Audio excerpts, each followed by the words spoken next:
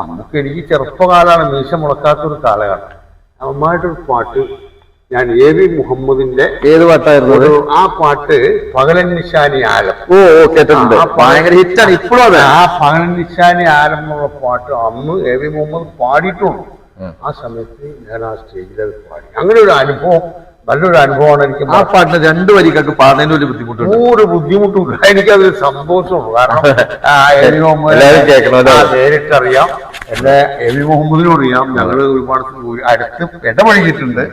അപ്പോ അദ്ദേഹത്തിന്റെ 2 വരി പകലൻ നിശാനി ആലം പരിപാലകാൻ സഹായം മഖ്ലൂബ് ജിൻ ഇൻസാനാം മലകു സമാഅനൂനാം തഖ്ദീർ ഖലം ഫസ്താനാം തഅലീമുൽ ലൗഹുസ്താനാം തലമർശു കുർസദീന തട്ടേരും വാഴുന്നു നീ ഇണയിന്നു തൗബ നൽകി പുറത്തുള്ള തമ്പുരാനി പകലൽ നിശാനി ആലം പരിപാലകാൻ സഹായ